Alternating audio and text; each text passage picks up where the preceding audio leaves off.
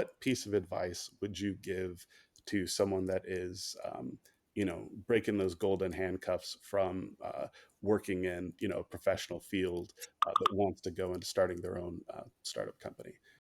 Sure. I think the first piece of advice would be contrarian to what's often said in industry, which is a lot of people tell you to quit your job. I actually tell you that I'm very adamant about the opposite. I think you should moonlight for as long as you possibly can. Um, Taste before you bite, test before you build. And especially if you happen to be in a position where you work remotely and for a company that has a pretty generous and novel moon remotely, there's a lot that you can do light policy before you exit full time. Your job at points may feel as if it's a distraction, but it's a healthy one because it's going to keep the lights on and food on the table. And so I guess with the life runs in parallel, I'll end with this is a marathon, not a sprint. And so it's imperative that you prepare for being in this race for as long as you possibly can be, and within clear means to be able to make this even feasible, to give your opportunity the best chance of success. From a financial standpoint, um, if you can figure out ways in which you can reduce your cost of expenses considerably, that's huge.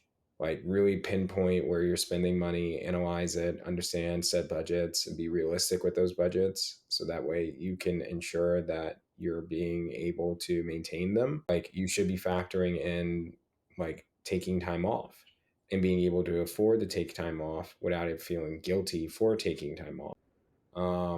Founding a company can be very isolating. And as an earlier entrepreneur, I ended up killing a lot of personal relationships by focusing almost exclusively on the development of my company under the impression that it would get me to the finish line faster, to then later learn that, I did ultimately put myself in an isolated environment to where I had to then repair many relationships of trust over time that are still being repaired and have not gotten to where they once were. And if you're doing it right, you'll truly enjoy yourself. But your ability to be able to make your dreams a reality are those five P's that proper preparation does prevent the poor performance.